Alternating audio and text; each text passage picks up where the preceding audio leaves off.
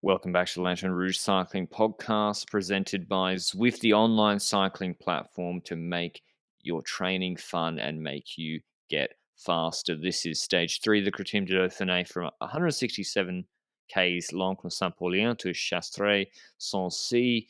Difficult finish for me to pronounce.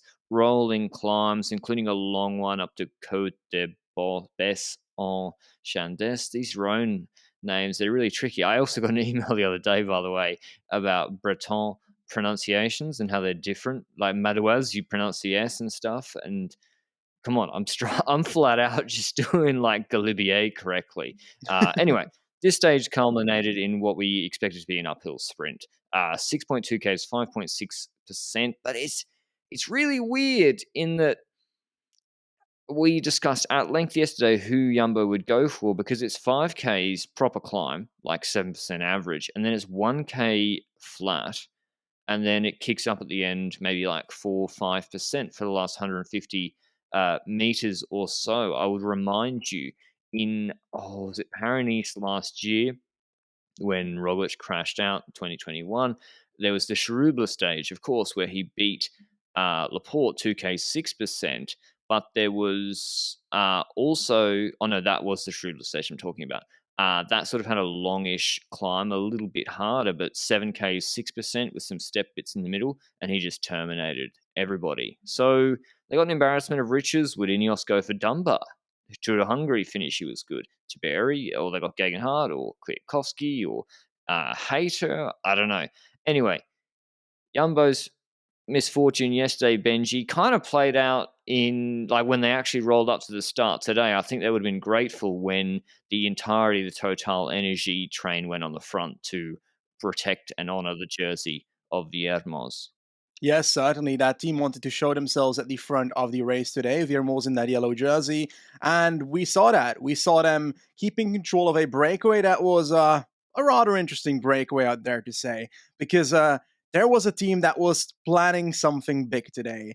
A team that is called BNB Hotels, Pro Conti team. And they first had one rider in the breakaway, Sebastian Schoenberger, together with Champion. I think Thomas Champion, if my memory serves me right, and Jonas Gregard. So a Cofidis and a X rider. And halfway the race, they were like, let's put some more riders in the breakaway. Let's attack with three of our riders, Goujar, Roland, and Heidemann behind from the peloton, and let's bridge up towards that front three. And they did exactly that. They had four riders in the breakaway from that point onwards, and I guess their plan was to try and make sure they had enough riders of their team in the breakaway to have more riders than the team that is pacing in the peloton behind. But the important factor there is that those riders need to be good enough to pace harder than the group that is pacing behind. And, well, like you said, Jumbo did want to do something with this stage. And when Total was doing the initial controlling, it was Jumbo that took over.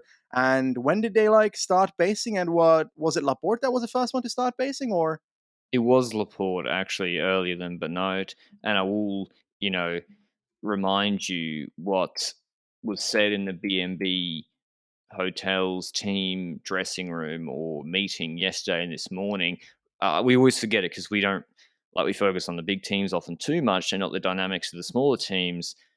They didn't get in the break, which went all the way yesterday, and there was FDJ and both of the other French Pro Conti teams, one of whom won and took the yellow jersey at a French World Tour race, and probably they went, "Eh putain, c'était quoi?" That's exactly what happened in the meeting at dinner last night, and that's why it didn't surprise me. They did this in the tour as well. I reckon. I'm not sure who the manager is. Apparently, a bit controversial. You know? And yeah. And he roasts the riders sometimes, and we've seen this in the tour where they miss the break, and we see him doing 4-man TT because he's been on the radio just going. Get in the break. So that definitely happened. But as Benji said, that was my little B&B segment. They did honour the race and made Total's job very difficult today. But yeah, Jumbo wanted to ride for this stage. We didn't know whether it was for Wout, for Roglic. And as we don't have 8 riders here, they start to get thin on the ground because they, unlike yesterday, they used Benoit earlier to bring back the break. It turned into headwind. Break was just getting killed. Roland got dropped before the climb. Then it's like 2 minutes, then quickly 120, then quickly 40, and then done. And I think Schoenberger was pulling with the X guy. Curious to see. I guess there's just so many options today with these weird finishes. What did you like if you were Ineos, Benji? What would your plan have been? Obviously, we've watched the stage, but how would you have approached this? Well, so first of all, I try and benefit from Jumbo as much as possible and try and use them to control the tempo in the peloton to try and catch the breakaway initially. When it comes to like the final climb itself, I dare to say I try some attacking stuff with a Dunbar or Kwiatkowski, and then you have Ethan Hayter as the man to try and beat a Wout van Aert or Roglic, depending on who Jumbo goes with. Is that your go-to as well? I think so because I mean, after what we've seen, you can't put all your chips on the hater table, or in the hater eggs in the hater basket. You have to, and I think it's strategically and probably for the morale of the team, let Dunbar and Kwiatkowski have a chance. And anyway, before we get to the climb, it is an uphill sprint finish. Mention our show partners, Zwift. If you're in winter, in the southern hemisphere, the weather's getting a bit miserable. Zwift can keep you on track of your fitness goals. You can ride in real or fantasy world locations with almost an unlimited amount of courses you can put together and try out to keep you entertained whilst training. If you want to check it out, you can go to Zwift.com for a free 7-day trial through the link down below. Anyway, very simple. On the climb, huge group. Jumbo start pacing with Benoit, who'd already been pacing a little bit. Laporte was dropped. It didn't look like a very hard pace, to be honest. No one was dropping. Ganna self-dropped. He was running for the TT tomorrow. Hayter I couldn't see. So Chris Clive was there somewhere in the middle of the bunch. Hopefully, I was like, oh, maybe Chris will attack and I can have a great YouTube thumbnail. And I was doing the maths, Benji. I was like, Benoit, we've got 4Ks left. Heath drops. 3Ks, 3.5 left. Kruiswijk. How are Jumbo going to keep this together with protecting Jonas, Wout, and Roglic? And eventually they seem to make a decision to not sacrifice, but Jonas was below the other two on the hierarchy today, right? Yeah, certainly. It was when other attacks started coming, like Cavagna, for example, where Jonas was responding to that and trying to kind of sit on that without necessarily pacing yet. And then when it came back together, then he started putting up a tempo that was hard enough to make sure there weren't attacks coming from the other riders. But they had an issue with that because what if Jonas is pacing too much? What if Jonas is pacing too much to prevent attacks that it causes Wout to be in trouble? And that's something that we started seeing, right? Because when we eventually saw Viermo dropping for the 17th time on the screen because the French, What was he doing with his jaw? I don't have no Was he clue. gurning? It was like chewing. It was so weird. And they zoomed on it for so long. I was very uncomfortable. I wanted him to go back to the front of the race for multiple reasons. But yeah, sorry, go on. Yeah, one of the reasons was that Wout seemed to be in trouble at a certain point. And then at one point, we come back to the group from a helicopter angle, and Wout is not in the video footage. Like, we see Roglic near the front, we see Jonas moving back in the group, and yeah, Wout was basically being dropped at the moment. And that's when we saw Jonas go to the bag. Did you think Jonas was done, or do you think he was actually waiting on Wout? I think he was kind of done. I think you can't run the argument that Jonas paced too hard and that was a bad idea. If Jonas doesn't pace that hard, this was still a big group. I would say Wout is not in his Paris Stage 8 condition. I think he's even said that. He's been focusing on his sprints, not his climbing for the green jersey. And it's a huge group. If Jonas paces any slower, Mas will attack, O'Connor will attack. O'Connor did attack earlier, and that creates bigger problems for Roglic, who would then have to close them. Or Jorgensen. This was a huge group. Bahrain had turns, Caruso, Haig, they were all moving up. Jonas had to pace that hard. They go over the crest. Roglic goes to the front. He even tries a little dig. He didn't attack. Roglic rode this climb completely passive for a stage he would have been the favourite for if his teammate wasn't here. And goes to the front, attacks, it all stops. No one counters. That was the moment where I'm like, where's Ineos? Where's Gegenhardt had attacked, but where's the Dunbar Kwiatkowski counter? Hayden was dropped. Nothing happened. No one countered on the flat, which is kind of curious. I was expecting the Ayuso move there, and it didn't happen. Jonas brings Wout back up front. Maybe they were scared of Roglic, and Roglic was at the front just ready to close everything. And I whipped through the finish. Jonas goes to front. leads out Wout. He leads him out for a long time. It's just like very, very similar to the Miguel Angel Lopez Valverde stage last year in Criterium de Dauphiné, where Lopez did a very long lead up. But Jonas, he'd already done that pull earlier, drops Wout off a little bit early. He's got everyone on his wheel. Roglic has actually been pushed off Wout's wheel and then the phase wheel by Mas or Jorgensen and Guerrero, and he's out of position, can't really contest the sprint at all. He doesn't lead out Wout. Wout's left in the front early, goes after Jonas is furiously flicking his right elbow. And Guerrero initially looks like he's going faster on his left. Wout overcomes him. And then David Gaudu on the right-hand side ducks up the inside and wins in a replica of the Liège 2020 finish where Alaphilippe celebrated too early and Roglic won. Here, Wout celebrates, posts up, and then Gaudu nails him on the line. And Wout's like, oh, shit. I just messed that up. And another beautiful win from Gaudu, who, by the way, very undervalued for this stage. I didn't consider him. He won the Algarve stage, right? Yep. And this is where Guida crashed out Foss. Yeah, and I remember vaguely that he won an uphill sprint in, was it the Dauphiné a few years back as well. So if my mind serves me right, I'm not checking while we're at it.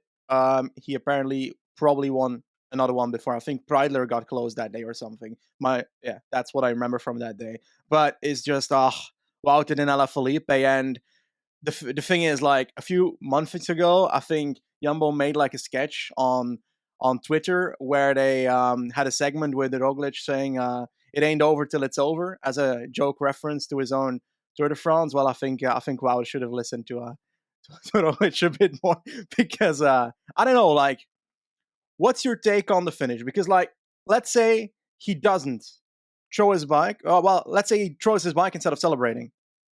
Do you consider him winning? I think it's pretty close. I know it's half a wheel in the end and it looks big, but you got to remember these guys are going at a slower speed uphill. He's celebrating early, his wheels then going back. He stopped pedaling for a few revolutions and slowed up. I definitely think uphill with Gaudu coming with speed, that could have made the difference and he could have won, but I'm not a physicist or engineer to calculate it. But yeah, maybe they'll see the humorous side of it afterwards.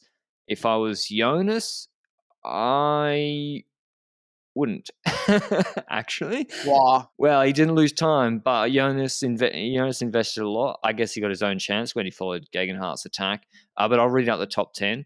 Gaudu wins ahead of Van Aert. Lovely win for him. Lafay third, also quite nice. Guerrero fourth. Geniet's fifth. Schultz sixth, the Australian on Bex. Caruso seventh, turns eighth. So whatever Bahrain lead out was supposed to happen didn't. Jorgensen 9th, McNulty 10th, Johannesson 11th, Roglic 12th. Like, both of them, the former enemy, now currently in neutral state.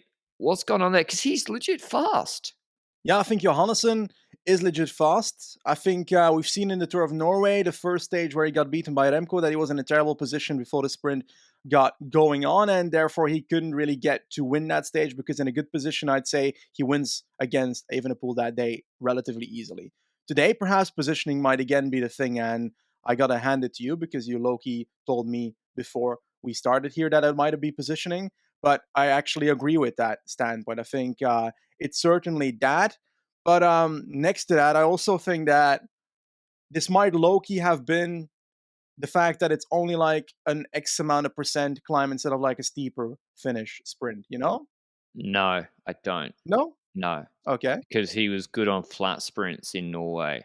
Okay. Yeah, true. I think the climb was the problem. Oh. I think there is actually, these are really hard to predict, these sprints after a climb, because you don't know how the fatigue, and it's clear, right?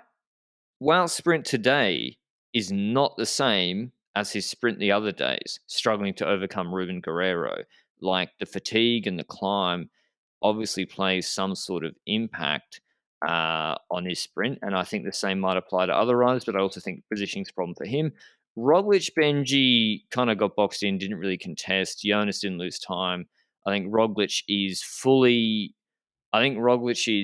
so paranoid about losing general classifications, even though he's the strongest in the race. like in Paris last year, like in Criterium de Dauphiné 2020, that he is moving away from cannibal mode and he just is more passive in the stages, which, if I was him, I kind of get it, to be honest. He's waiting for the TT and the big mountaintop finish. Ineos is who I want to talk about, Benji. Like, where were they? Like, Gegenhardt 21st, same time. Dunbar 24th, same time. Hayes had dropped. Kwiatkowski on 30 seconds. What's going on? Because like what happened with Wout's embarrassing, of course, but I'd rather still be Jumbo Visma tonight than Ineos. Yes, certainly, because Wout's back in yellow as well there. So we gotta keep that in our mind too. But when it comes to like Ineos, Hater being behind in a group a minute back is not what you want on a finish like this. He should be able to get over this climb and he should be able to sprint with the best if his positioning is good on today's stage, because positioning is usually a big issue. When it comes to Gegenhardt, I'd argue that being in that group is what you need to be for a GC rider. So I wouldn't necessarily be blaming him for And he not attacked. being, yeah, sure, agree. Eddie Dunbar, perhaps he was just protecting Gegenhardt at this point because he didn't believe he could actually get something out of the stage. But I'd argue both Kwiat and Dunbar would be the riders I'd have seen attacking on the final climb, and that was not the case. And Kwiat perhaps not having the best day either. I don't know, but I do want to mention also that Froome dropped by 31 seconds. Does that change your mind on him? That's not great, is it? But I mean, it's a hard. Yeah, it's not great. Maybe it was a weird last K. I have to watch it again. I have to go and I've only seen it once live. What the dynamics of the group as they crested when Roglic was isolated, which is not the best. Not sure Jumbo Visma Yeah. want Roglic in a group of 15 GC guys on his own there. I'm not sure that's a great scenario. I need to watch that again because I was very, very surprised no one attacked. Maybe I'm missing something. Maybe the threat of Roglic was too much. But an interesting little finish. Not really decisive for GC apart from our friend Froome, to be honest. Roglic is on 10 seconds now to Guru, but there's a TT tomorrow, which we're about to get into. 32 Ks from Montbrison to La Bâtie d'Urfé. 32 Ks, 2 intermediate time checks at 11.5 and 21. Looks a bit rolling. I'm looking at the overhead. Quite long straights, not particularly technical, maybe 10 or 12 turns or less, which will require braking across the 32 kilometers. So let me just check how much elevation is supposed to be in this. It comes up 96 positive meters, so pretty flat too. We have Ganna here, Wout van Aert, Ethan Hayter, Roglic, Jonas. Am I missing Kung? I'm legally not allowed to say Cavagna's name, so I won't say his name. But anyone else you see as a big contender? Hmm. I don't know. I'm so bad at getting picks for these, but I think I'd argue Ganna is one that you need to name. I'd argue that Van Aert is one you need to name. Roglic, maybe it's too flat. Does that make any sense? I feel like I'd argue it's too flat, perhaps for Roglic to win it. Yeah, it's too. I think if Van Aert and Ganna are in good form, it is just too flat with that 96 meters. McNulty as well, like it's a little bit flat for him, and he's been inconsistent. Benjamin Thomas, good TT, but Ganna and Wout are really the top, and you'd expect Cavagna sort of a little bit behind them. Trying to look through Astana, Movistar, who have they got?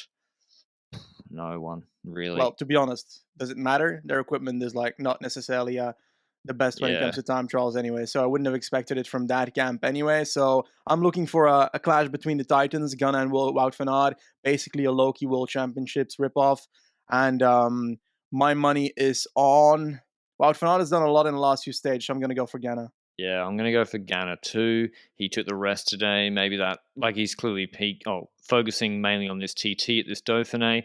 Um, so, but he's better in the Grand Tours. Yeah, Wout's he won the TT in the Tour de France after flogging himself for 2.5 weeks. I don't know.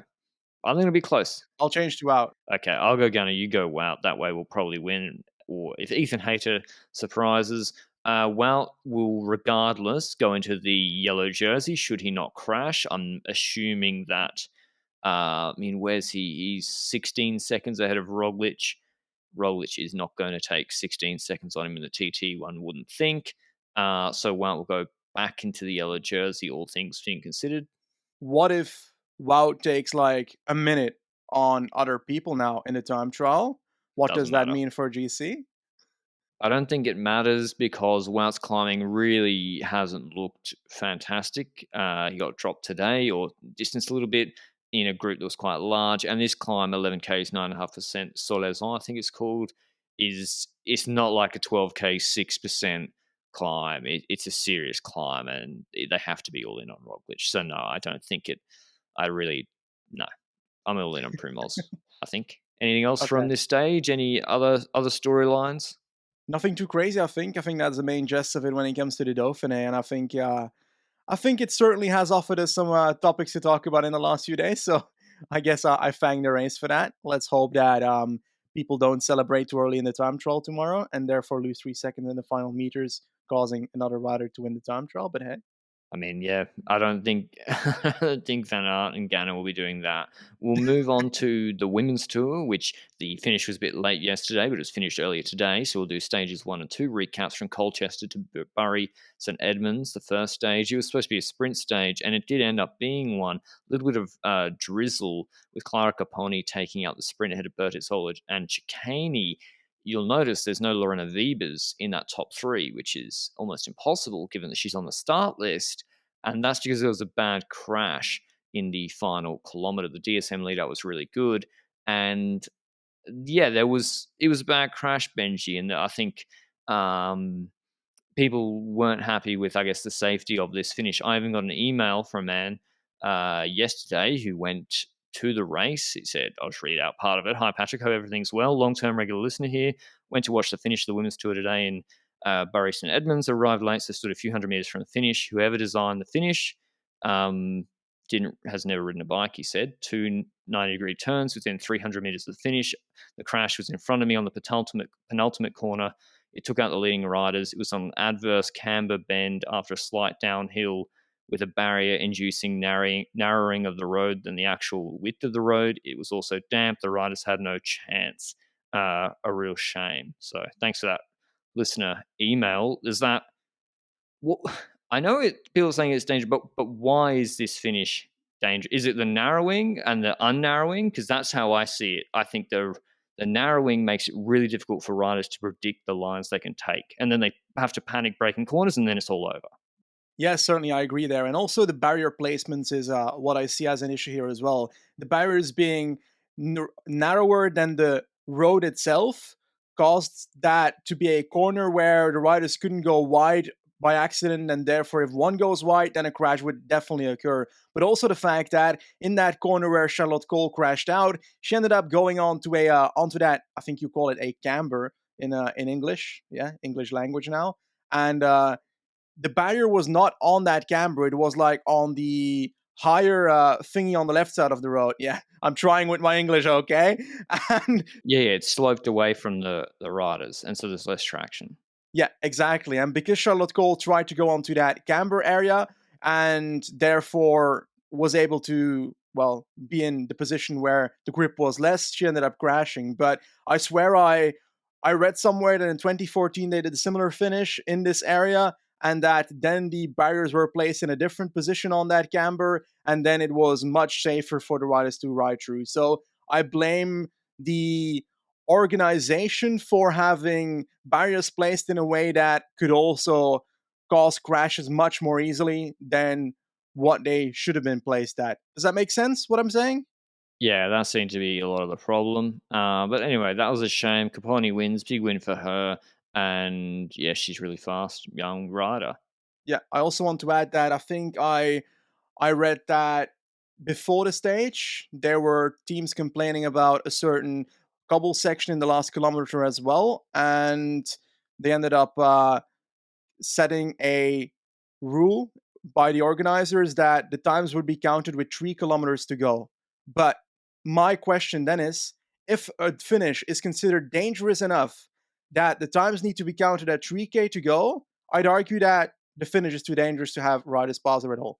Well, that's the same argument for the Tour de France Stage 3 last year, where the riders were like, "Can we take times at 4K to go?" And ASO said yes, and then UCI said no. And then the question is, what are we doing here? Why are we doing such a dangerous finish in the first place? Because didn't it finish in Le Pertien's home? Anyway, Stage 2, less of an issue. It was Lorena Wiebes' show once again. She can't keep her down 2 stages in a row. This was at Clinic from DSM. Their lead out was with Yastrab and Cool, and Yastrab, young American. She's legit good. They got Koch as well, is strong for the lead out, 3-1 lead out for Wiebes, and they just, destroyed it. And when Wiebes kicked, it's it's different, even bigger than Pete Kittle against other people. It's like everyone else is going in slow motion. She gets like 10 bike lengths or whatever, and the sprint is over. So she wins. She doesn't go into the GC lead though, because Caponi keeps it by 3 seconds over Micah van der Dun and 4 over Wiebes. But yeah, she wins the stage ahead of Barbara Guarici, Shari Boursoit third, and Marjolein van 't fourth. Lebecki fifth, Caponi sixth. So she missed out on all bonus seconds. But Guarici closed someone to the barriers again. Yeah, certainly. And the thing there is that Guarici was on the wheel of Wiebes when Wiebes launched. Wiebes launches and moves a tiny bit to the left, so Guarici is like forced to move to the left a tiny bit as well. That's one that you would say is normal, but then she keeps looking under her elbows, like under her shoulders, to see what the riders behind her is doing. And she keeps moving to the left every single time after she looks behind. And that's because Shadi Bosside is trying to move on to her left, and she sees that, and she keeps on moving to the left. She keeps on moving to the left to the point where there's no gap for Shadi Bosside to pass. Now, the thing is, a deviation certainly happened, but is this considered dangerous? I'd argue that's where the issue lies this time. I don't necessarily. Yes. I'm she on the edge pinched her to the today. barriers. I'd say this one's closer than just an obvious S from me personally. You know what was bad is that the rider behind her, Van Bossait, put her hand on her hip, and Guarici leaned in more. Yeah, exactly. It was like she was trying to push her in. It's fucked. Like, this is not the first time. And right near the finish, I was like, come on, give some space. Like, you've closed the half the width of the road. Anyway, it's a problem. I think it's a relegation. I think this time, in the bubble of this case only, I'd say it's just not a relegation, personally. But I will say that the majority of sprints I've seen from Guarici, she's doing this stuff all the time. She scratched out Consonian, was it Valenciennes at the start of the year with a shady relegatable act, and she got relegated for that, and she started complaining on social media about getting relegated for crashing Consonian to the floor. I think she's genuinely the Nasser Bouhanni of women's cycling at the peak where Nasser Bouhanni was doing stuff crazy. You know I'm Team Bouhanni, so I take umbrage with that. But yeah, we've got stage 3 tomorrow, more of a punchy stage. They do like 1K 7% climbs repeated, or 2K 6%, but it is a flat finish. So can Wiebes get over them? Not convinced. I would like to see SD Worx play Royster up the road on those and put the other teams under pressure. Otherwise, we might have a reduced bunch sprint for some of the more resistant riders. We don't have Cavalli here because she would be a really, really big chance for this finish. But that's all from us today. We've got Dauphiné tomorrow, Women's Tour tomorrow. It's a Wednesday, so we might have some we've got ZLM Tour starting, Cop where Groenewegen should have started for GC. And there's also Adriatica Ionica race on at the moment, which is pretty weak start list for its standards, actually, although Tesfacion won not uphill, like a mountaintop finish in a sprint, which is nice to see. De Leeuw won at Ronde van Limburg yesterday ahead of Consoni and Van Poppel. Van Poppel dropped Sam Bennett whilst leading him out, which probably not what you want to see in advance of the Tour de France. But De Leeuw's a beast, the bull, and can't wait to see his exploits continue in these 1-1 races, providing many, many points for Lotto that they are grateful for, I'm sure. That's all from us today. We'll see you with the highlights or recaps rather tomorrow. Ciao.